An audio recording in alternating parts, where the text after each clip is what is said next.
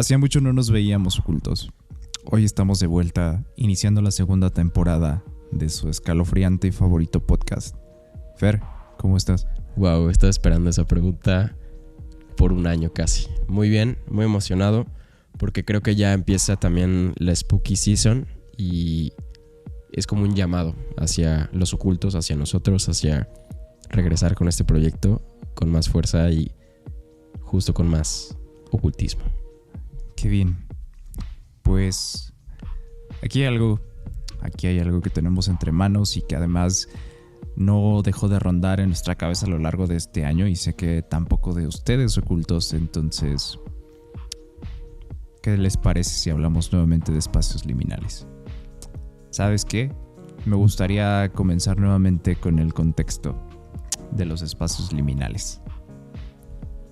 Para ti, a lo largo de todo este año, ¿qué es un espacio liminal? Solo como para preguntar, para saber qué es que se ha formado en tu cabeza en este tiempo. Después de ese gran capítulo que tuvimos, que incluso, o sea, podría decir que realmente estaba sintiendo cada cosa que dijimos y pues sí, como realmente sentía que estábamos grabando un espacio liminal.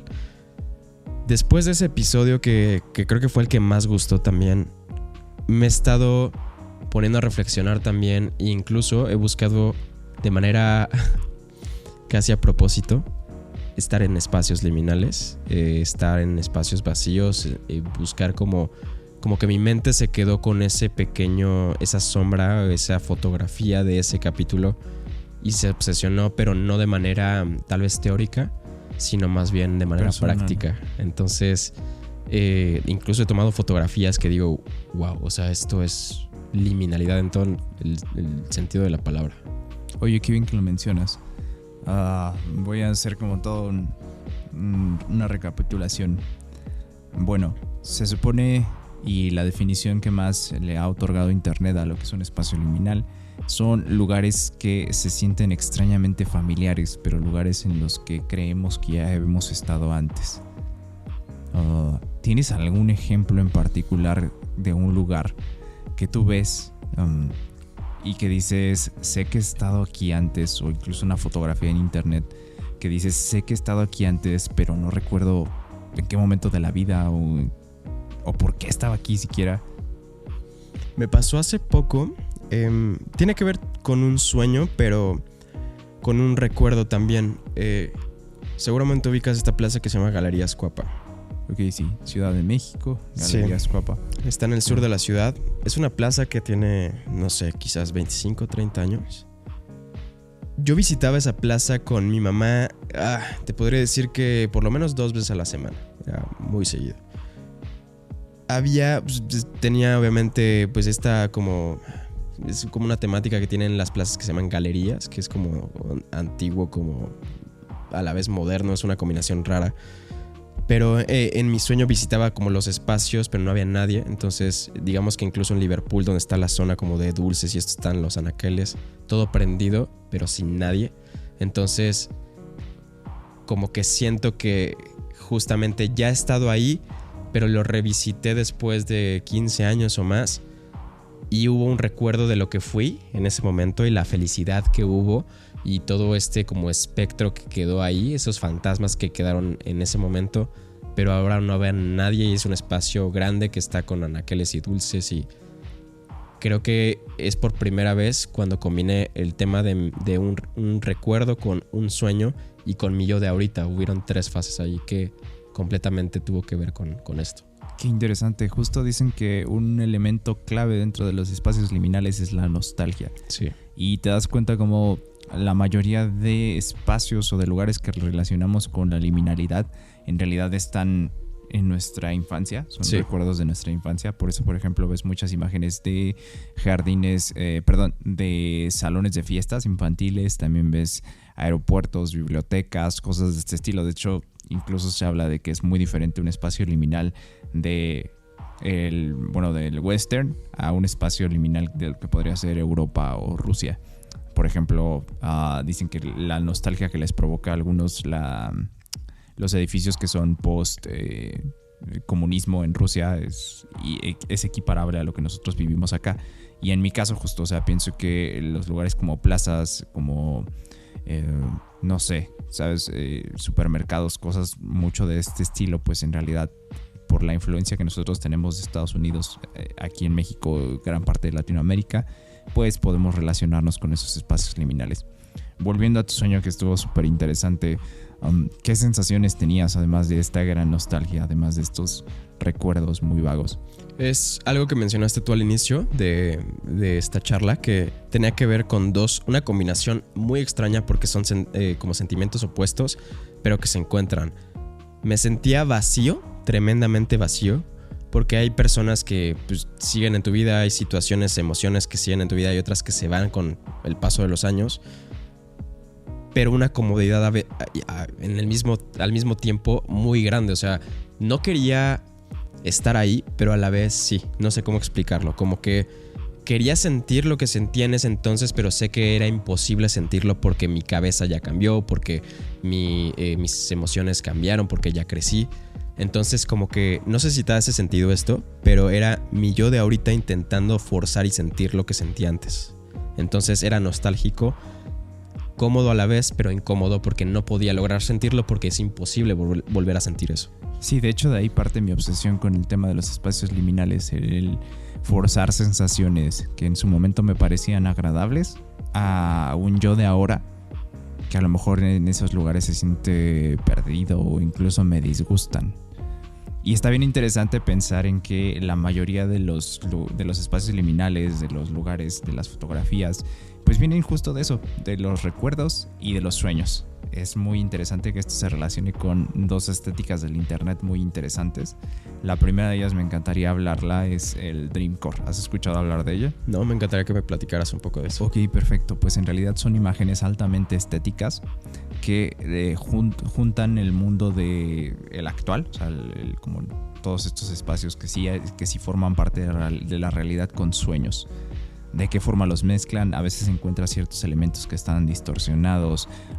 Por ejemplo, me viene mucho a la mente el wallpaper de Windows XP, que ya lo platicamos antes. Sí. Pero, pues, por ejemplo, hay gente que crea imágenes en las que mete una casita ahí al fondo. Y sí. Entonces, de pronto ver las nubes. Sabes que no es un espacio real del todo, pero que a final de cuentas te produce esta sensación de yo he estado ahí, yo viví algo parecido. No sé, o sea, estoy como divagando aquí, pero a grandes rasgos eso es el Dreamcore y me llama mucho la atención que forme parte de una estética del internet. Tiene muchísimo sentido esta parte sobre, por ejemplo, el fondo de Windows, que es algo natural porque lo conocemos, o sea, es algo que has visto, que has tocado, que es familiar para ti, ¿no? Es pasto, o sea, y cielo, o sea, realmente, pero a la vez es como solo muestra un cacho de lo que es. A lo mejor después de esa imagen seguía un árbol, ¿no? Entonces ahí ya rompía completamente con la sensación de un espacio como puesto. Y me recuerda un poco a la película de The Truman Show, que es como son como puestas en escena en ese momento, o ciertos cachos nada más que te muestran que son reales porque tienen elementos de nuestra realidad, pero que a la vez se sienten ajenos. Diste en el clavo con The Truman Show. ¿Sabes por qué? Porque hace no tanto, de hecho, en el transcurso de las últimas semanas, leí una hipótesis que dice que los espacios liminales nos hacen sentir cómodos. ¿Por qué? Porque son versiones del mundo real, de un mundo caótico, de un mundo donde no podemos controlar lo que sucede dentro de espacios controlados. Y ahí das en el clavo perfectamente con The Truman Show. Y quien ponía el ejemplo, quien llegaba a esta hipótesis, colocaba como ejemplo una publicación en Reddit de un búnker que se hizo, me parece que en los años 60. Un poquito más adelante me parece. No sé si fue como, voy a extenderme muchísimo, pero entre los 50 y los 80 es el periodo en el que fue construido ese búnker. Estaba debajo de una de las casas. Y esto debido a que era muy constante el peligro de una amenaza nuclear. Está en Estados Unidos, me parece que en Arizona. No sé, o sea, tengo por ahí un poco mal el dato. Probablemente después pueda corregirlo. Pero el caso es que este búnker, en lugar de tener los paredes grises y todo eso, lo que hacía era emular un vecindario, hasta con el cielo, con el jardín y con todo, pero bajo tierra. Entonces eso me suena muchísimo y era idéntico a lo que pasa en The Truman Show. Entonces, si nos quieres contar un poquito más de The Truman Show y también como empapar de contexto a todos los oyentes. Sí, me voló la cabeza lo que dijiste porque es un poco a la inversa de lo que normalmente planeamos, bueno, de lo que pensamos. Pero The Truman Show va un poco es la vida de una persona, o sea, es curioso porque es como un reality show de la vida de una persona en una película. Entonces, realmente, pues este chico, este bebé, crece en una puesta en escena enorme en la que todas las personas son actores, todas las personas que él ve normalmente en su día a día, a sus vecinos, sus colegas del trabajo, incluso a personas que le gustan, o sea, como amores o algunas chicas que son agradables para él en su día a día, todos son actores dentro de una puesta en escena gigante que está controlada para que él sienta que es una normalidad, una vida normal y que hay cierto caos inclusive, pero la realidad es que todo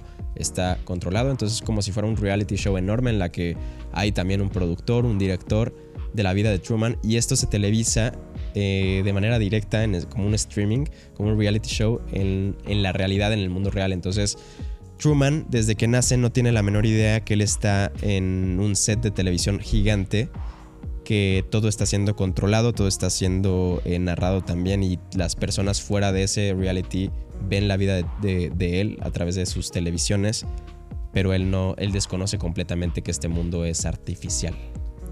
Y lo más interesante sería ahora ponernos desde la perspectiva no de Truman, que es lo que maneja la película, sino desde el televidente, que a final de cuentas eso es lo que la gente ha encontrado en los espacios liminales, este confort, esta sensación incluso hogareña. Para mí, a mí me pasa muchísimo con los espacios de plazas cuando veo las alfombras y todo eso, ¿sabes? Incluso me llego a imaginar la temperatura de la alfombra, que es así como cálida, y además está limpia por alguna razón. El olor también. El olor, sí, ese olor, las luces neón. Sí. Y cómo incluso podría sentarme ahí en medio de este espacio liminal que podría ser, no sé, una zona de juegos de niños. Pero todo es estéril, está limpio, está ordenado, simplemente no hay personas. Y eso, o sea, sentarse en medio de ese espacio liminal y simplemente dejar ir los pensamientos. Es ese confort que me parece que los televidentes de The Truman Show buscaban a la hora de ver un reality en el que todo iba a pasar de la forma en la que sabían que iba a pasar. Es una sensación de control y a la vez de escapismo muy interesante que producen los backrooms o los espacios liminales. Bueno, los backrooms realmente son más bien una historia de terror, entonces más bien nos estamos enfocando en los espacios liminales, por lo menos en este bloque. Sí, que involucra, o sea, los backrooms es como esa de creepypasta, una historia que involucra, o sea, digamos que el espacio donde se desarrollan son los espacios liminales, ¿no?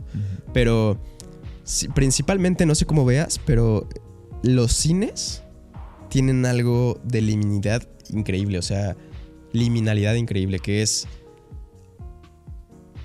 creo que tiene que ver incluso con las paredes que son como alfombra, o sea, paredes de alfombra que tienen un olor también muy particular, tienen una sensación, pero no hay nada, o sea, te crean cierta comodidad, pero con elementos que también son similares a lo que tú tienes en tu casa, como alfombras, como ciertas luces, pero a la vez como que todo es minimalista. Entonces no hay como caos, entonces te crean comodidad. No sé, siento que los cines en particular. Y aparte, ese olor, o sea, es el mismo olor. Si te das cuenta, hay una constante que por eso creo que se siente tan parte de ti. Porque huelen a lo mismo desde que naces hasta ahorita. O sea, realmente no es como que vayas a un cine y huela diferente, sino que incluso puedes decir que estás en otro lugar y te llega un olor parecido y dices, huele a cine. O sea, entonces creo que ese tipo de constancia y como, voy a decirlo así, como un mensaje de programación de esto huele a cine, esto es cine, esto creo que se queda en tu cabeza y te crea cierta comodidad porque lo sientes completamente cercano a ti, ¿no? Sí, justo es esa familiaridad que te da un tanto de confort, pero también te da cierto... Hay una sensación de fondo que me parece que es de allí donde deriva la parte de los backrooms como una creepypasta. Por ejemplo, vamos a recapitular de qué se trata los backrooms. Se supone, Y esto es una historia que me parece que pusieron alrededor de 2012, 2010 igual, no sé si fue en Reddit o en 4chan, alguno de estos grandes foros de internet. Y de hecho la imagen proviene de un videojuego, no recuerdo de cuál, pero alguno que también es un tema interesante, los espacios liminales en videojuegos. Pero de momento los backrooms, justo decía que hay un lugar en el cual van las personas que se salen de la realidad. Uh-huh. ¿Cuál era el término que utilizaban? El del no clip. En los videojuegos el no clip sucede cuando por algún error de programación te hundes en el mapa del juego. Y eso te lleva a un lugar que está fuera de las barreras, como out of bounds, es el término en inglés. Pero en este lugar era un laberinto de espacios que parecían oficinas vacías, que parecían sótanos, subsótanos, o incluso ya después, conforme se fue expandiendo las historias de los backrooms, pues hablaban de lugares llenos de agua, así como parques acuáticos, en los cuales pues, son laberínticos, y solo de vez en cuando te da una sensación extraña de que alguien te estaba observando. Poco después se fue desarrollando a que había entidades y cosas de este estilo, pero el core, el núcleo de esta leyenda para mí es muy interesante. El que alguien tomara el comfort, la comodidad que sientes a lo mejor al ver ese espacio liminal o una fotografía de un espacio liminal, y el contraste de que existe otro grupo de personas que se sienten un poco ansiosas al momento de ver este tipo de fotografías vacías en las que no hay ninguna persona. Creo que eso tiene muchísimo que ver con que hay un grado de... Voy a retomar el tema del cine. Hay un grado de comodidad que tú mencionabas que se siente bien, se siente feliz, se siente familiar, pero que hay una línea muy delgada en que eso te empiece como a causar como problemas. Y lo voy a poner de esta manera. Generalmente estos espacios liminales también tienen sonidos, ¿no? Entonces es como estos videos en los que, por ejemplo, en un aeropuerto tal vez hay mucho ruido. ¿Qué pasa si lo cortas así de golpe y no escuchas nada? Eso creo, esa es la línea delgada en la que es familiar y cómodo, pero que te puede volver loco, porque es incluso risas de niños. Tú decías, en un espacio donde hay toboganes y había felicidad y era un espacio en el que justo radiaba todo eso. ¿Qué pasa cuando lo cortas y solo hay luz como de fondo, que apenas si se ven los colores rosas y fuertes de una zona de niños? Y no hay risas, pero te puedes imaginar como risas de niños que ponen en memorias, ¿sabes? Que dices, pasó de ser un lugar, o sea, literal, de una sonrisa a necesito salir de aquí, necesito huir porque esto me está recordando a algo que fue y solo ahora no refleja nada de eso. Entonces refleja incluso como un lado como macabro, sí, de lo que fue esa realidad. Sí, o sea que no es en este momento, pero tampoco fue. Exactamente. Y sabes que no volverá a ser. Sí. Entonces, a final de cuentas, este es como la base del concepto de la liminalidad, que quiere decir que es un lugar transitorio, el cual... Esto está muy interesante. También encontré que hay un artículo de 2003. O sea, ya hablamos que no solamente los espacios liminales son un concepto que haya nacido en los últimos años. Que sí, que se refuerza por el tema de la pandemia, porque de pronto lo único que tenías era interior, uh-huh, y la sociedad que estaba allá afuera en los centros comerciales y todo eso se replegó. Entonces ahora tenías todos estos espacios donde antes había mucha gente totalmente vacíos. Pero bueno, creo que vamos a retomar eso un poco más adelante, pero encontré que hay un artículo por ahí de 2003 que habla acerca de los espacios liminales en oficinas, uh-huh, y como estos son muy variables en propósito y en lo que puede ser, ¿no? Porque, por ejemplo, hablaban de una escalera. Una escalera cumple la función de traerte de tu destino bueno, mejor dicho, a lo mejor desde la entrada de las oficinas hasta tu cubículo o donde sea que trabajes. Pero esto también podría convertirse en una sala de espera cuando la gente está ahí, o hay gente a veces que fuma allí, gente que está platicando. Entonces el propósito de un espacio liminal, de un espacio transitorio, es muy fluctuante. De ahí que nos pueda traer memorias tan diversas, pero que también cuando lo veamos vacíos, de pronto ya no tiene ningún propósito. Sí, me encanta justo esto de la percepción de... Esto todavía lo hace más interesante porque digamos lo que no tenía el nombre de, o sea, no se le había dado el nombre de backrooms o de espacios liminales. Sin embargo, en algún punto de nuestro cerebro estaba esa chispa de esto es algo como extraño. Raro, sí. Lo percibo, pero no estoy seguro. Entonces como que no fue hasta que tú dices el tema de la pandemia que ya saliéndonos pudimos decir, eso es un espacio liminal y qué es, y lo datas con ciertas características.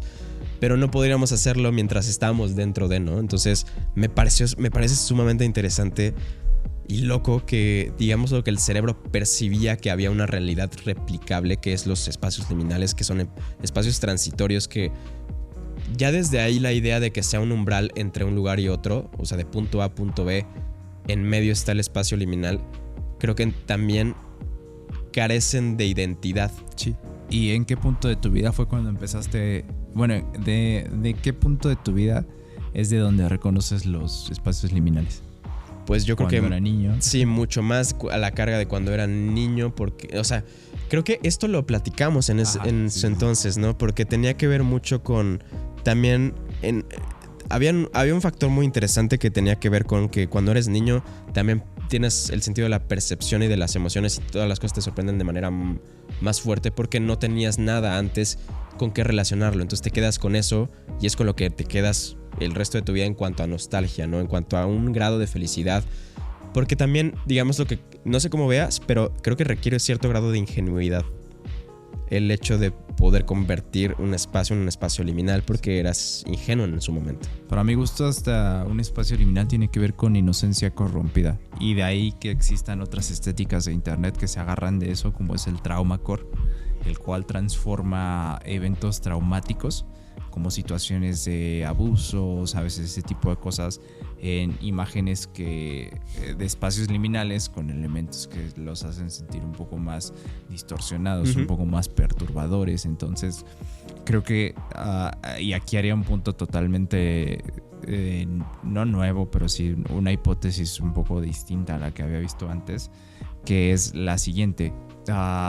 Realmente lo que pasa es que los espacios liminales son una especie de fenómeno con el que todos nos podemos identificar, que nace por ahí de cuando estamos generando nuestros primeros recuerdos y que reciben influencia en gran parte del tipo de infancia que tenemos. Porque, por ejemplo, a mí un espacio liminal me produce un confort impresionante.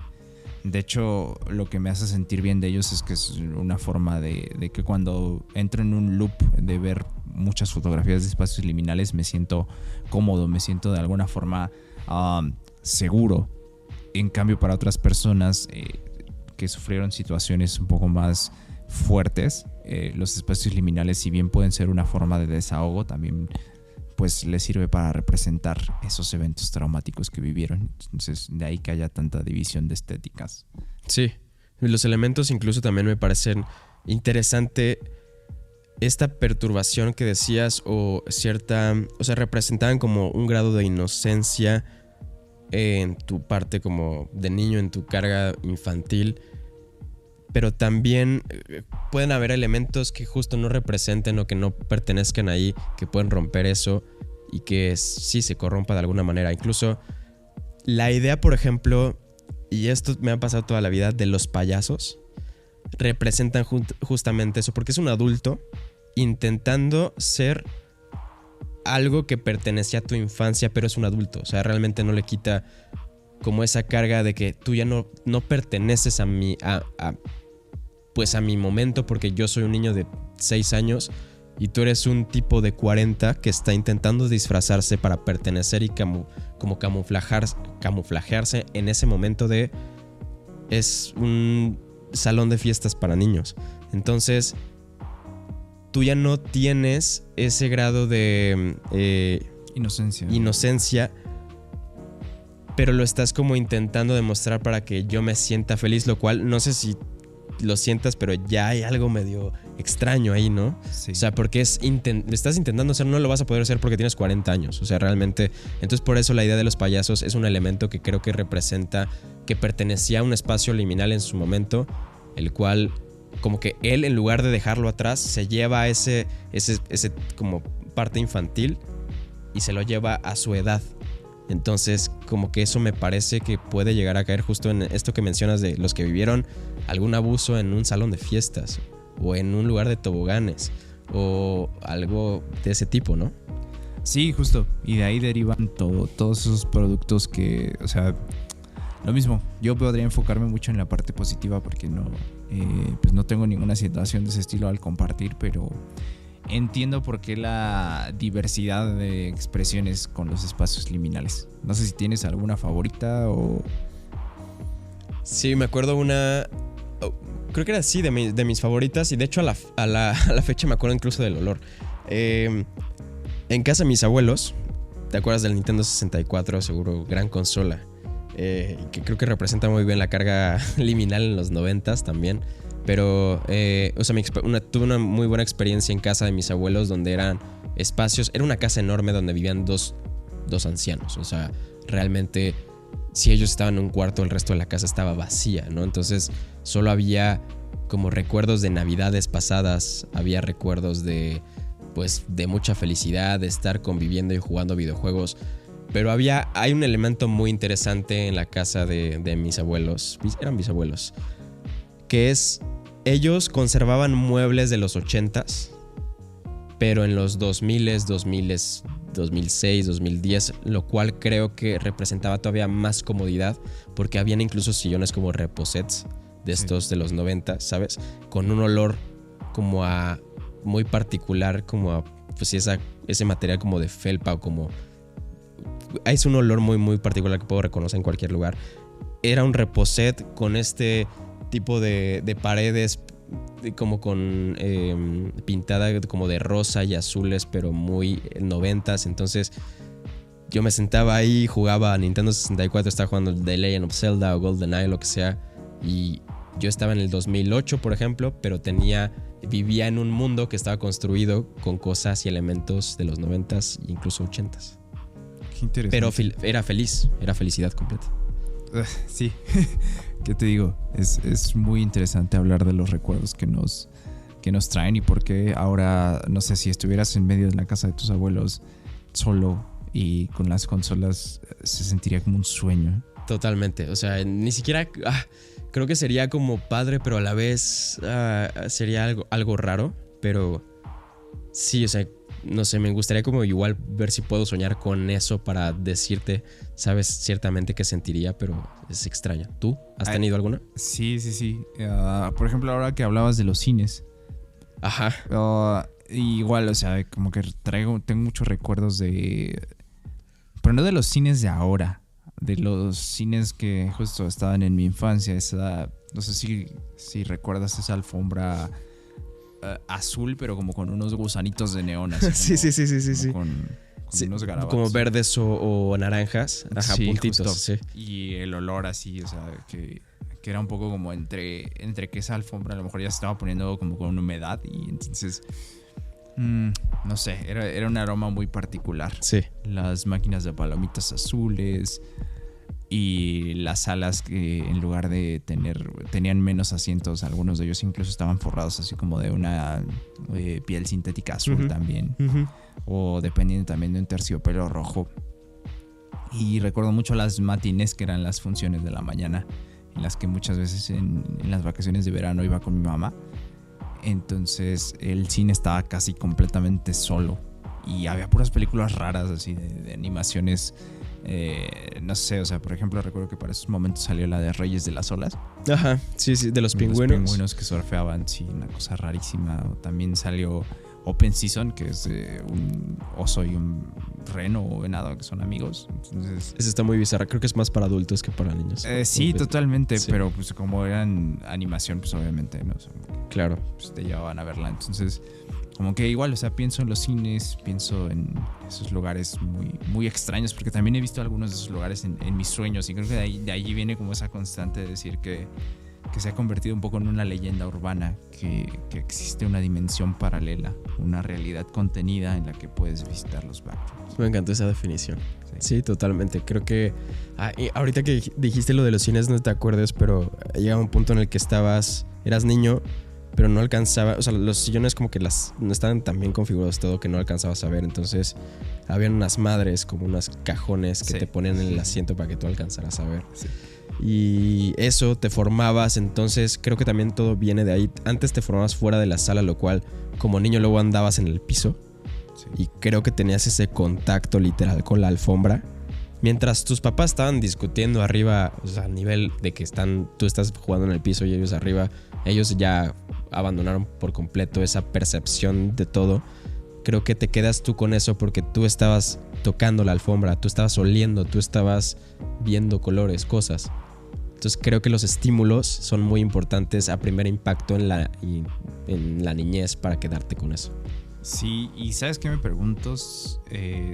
¿Cuáles son los espacios liminales o qué es lo equivalente a un espacio liminal para una persona, por ejemplo, que nació por ahí de los 60, 70? O sea, ¿qué le representa? Sé que sí existen, bueno, o sea, sí debe haber como alguna sensación similar o algún lugar similar, pero lo que me parece más interesante respecto a nuestra generación o personas como de 30 o algo así es que vivieron el cambio de un mundo. Era un mundo que se transformaba, que ¿sabes? El nacimiento de estos centros comerciales. No sé, todo estaba cambiando. Había tecnología nueva cada semana en las tiendas. No sé, muchas cosas. Lo que dices, sé como que hacia dónde quieres ir porque, mira, te lo voy a poner de esta manera. Creo que los 90s fueron un punto... 90s, 2000s fueron un punto de como inflexión en cuanto a no hubo tanto cambio a partir de ahí a lo que es ahora. O sea, realmente la modernidad o la parte, incluso podría decir como más progresista de ese entonces no se ha logrado superar. Y creo que estamos como en una cápsula de que realmente si te pones a pensar, todo lo que hemos creado a partir de eso que se cambió, que tal vez tú decías justamente, no sé qué tanto peso pudiera llegar a tener espacios liminales para ellos, personas que vivieron 60, 70, porque el cambio era demasiado grande. Nunca se familiarizaron, nunca tuvieron como ese contacto como con tanto tiempo para sentirse como encerrados en eso y crear memorias a partir de eso, como las personas que están como en los 90s realmente... ¿Sabes? Y todavía creo que este es un factor importante en los espacios liminales, que es una especie de repetición de lo mismo, pero con elementos que intentan hacerlo sentir más moderno. Pero realmente lo que hay detrás, si tú rascas así tantita esto es como me imagino, ya hay alfombras o ya hay pisos muy nuevos, pero de que siento que tú quitas esa loseta y está la alfombra de los 90s. Sí. ¿Sabes? Sí. De hecho, qué bueno que lo tocaste. Y digo, siguiendo esto, creo que podríamos no solo cerrar, sino también como englobar un concepto muy interesante que además puede producir un poco de vamos a llamarlo como paranoia. Ok. ¿Sabes? Y creo que es muy interesante. Puede ser ahí un tema sensible, pero está bien. Lo que hablabas acerca de que todo de pronto parece una repetición gracias a que el progreso de alguna forma parece detenerse. Y ahora lo que tratamos de hacer es emular estéticas de décadas pasadas. Por ejemplo, ahora estamos reviviendo muchísimo los 80, estamos reviviendo muchísimo los 90 también. Y conforme avanzan las décadas también vamos a estar reviviendo, si no es que ya está sucediendo. De hecho, me parece que ya lo estoy viendo, que reviven los principios de los 2000. Sí, estamos en eso de hecho ahorita. Ajá, lo cual está muy interesante, pero hay un concepto que era, si no me equivoco, no sé si es el de hauntología. Me voy a salir por la parte de la teoría, pero sí existe como un respaldo académico de eso. En fin, existe un término que es el de los futuros muertos, los futuros que nunca llegaron. Y eso está muy interesante porque podríamos remontarnos al retrofuturismo, que es cuando de pronto planteábamos que, no sé, a finales de los 90 decíamos que en 2008 los coches iban a volar.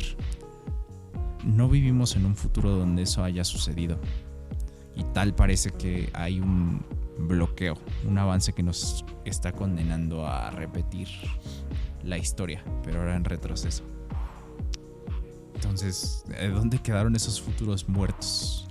Que planteaban incluso muchísimas películas, porque me acuerdo que para el 2023 íbamos a estar ya con bases en el espacio, anillos, con nuevas colonias, lo cual, pues quieras o no, no quiero decir fracaso, pero creo que es algo que no teníamos como, o sea, que teníamos esta imaginación del querer ser algo o querer aspirar a ese tipo de futuro, pero que sin embargo no sucedió.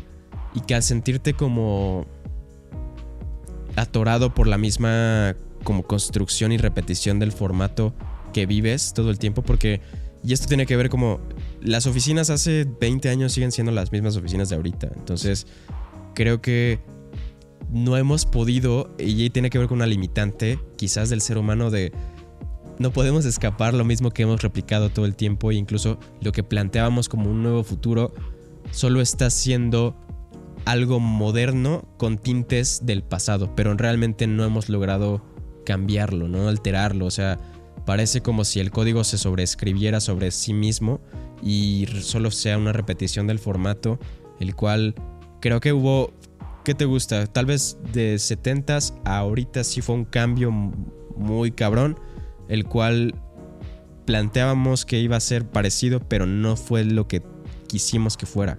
Entonces, pues eso también es nostálgico también. Regresamos al punto de los futuros perdidos y de la nostalgia de, pues eso pudimos. Ahora, en lugar de decir eso fuimos y por eso me causa nostalgia, es como un tipo de futuralgia de, pues no fuimos. Está muy interesante porque entonces ya no sabes si sentir nostalgia por el pasado o o sea, como una especie de futuralgia por el futuro incierto que nunca llegó. Exacto.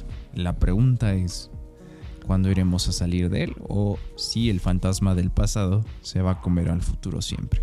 Me gusta que esto puede llegar incluso a causar un poco de ansiedad, porque darte cuenta de que estás, o sea, seguro muchos de ustedes donde sea que estén escuchando esto van a voltear hacia los lados y son paredes, son edificios, es lo mismo y lo mismo y lo mismo por kilómetros y kilómetros, hasta que llegas a un punto que creo que también es muy importante mencionarlo. La naturaleza creo que llega a romper un poco eso. O sea, a veces te pones a pensar si realmente entonces el escape de todo esto que ya es replicable somos nosotros mismos intentando plantear un nuevo futuro, o si más bien nos vamos hacia atrás y involucramos más a la naturaleza para romper un poco eso, no sé. O sea, creo que... Y de hecho hay películas que lo logran hacer de esta manera. No sé si viste After Earth, que fue un fracaso. Sí. La de Will Smith. No. Okay. ¿Will Smith? Ajá. Okay. Will Smith y Jaden, su hijo. Sí. Que, ya. Era un poco lo mismo. Sí.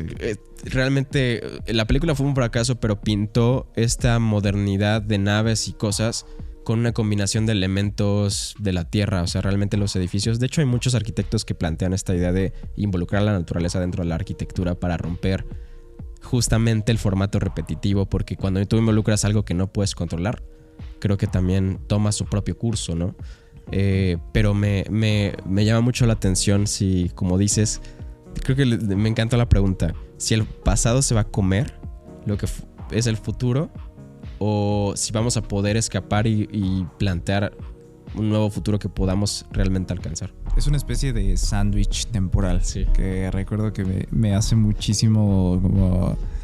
de pronto lo podría relacionar con la maniobra de pinza temporal que dicen que era una táctica de guerra que iban a hacer en Tenet. Igual película voladísima.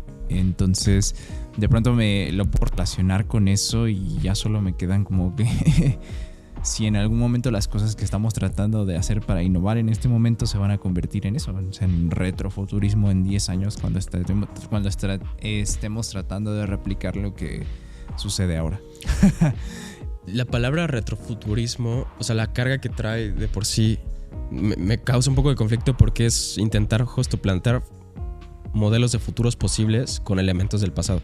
Pero ya son futuros muertos. Exactamente. Eso es lo que todavía me hace como sentirme más encerrado, ¿sabes?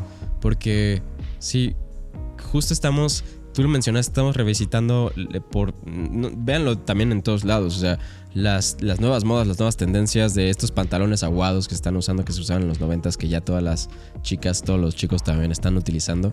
Las playeras oversize, escuchar a Alanis Morissette, ¿sabes? O sea, este tipo de cosas que era de los 90s. Me causa un poco, sé que es cíclico, sé que también la moda creo que representa muy bien eso que no hemos podido escapar, no hemos podido crear algo nuevo y sin embargo estamos viviendo justamente modas del pasado porque ya no pudimos llegar a crear nada nuevo, ¿sabes? Entonces eso, me encantaría que se quedaran con eso y ver pues si en algún punto vamos a poder romper con esos modelos, esas tendencias y vamos a decir, ya le dimos 3 vueltas a ese pasado, no podemos seguir así porque literalmente en cuanto a ideas progresistas el cerebro se va a abrumar de que decir no pude escapar esto jamás. Qué aterrador pensar en que no podemos escapar al sándwich temporal. Y con esto cerramos la segunda parte de Espacios Liminales e inauguramos la segunda temporada de Los Ocultos. Muchas gracias por habernos escuchado. Nos vemos pronto, ocultos. Chao.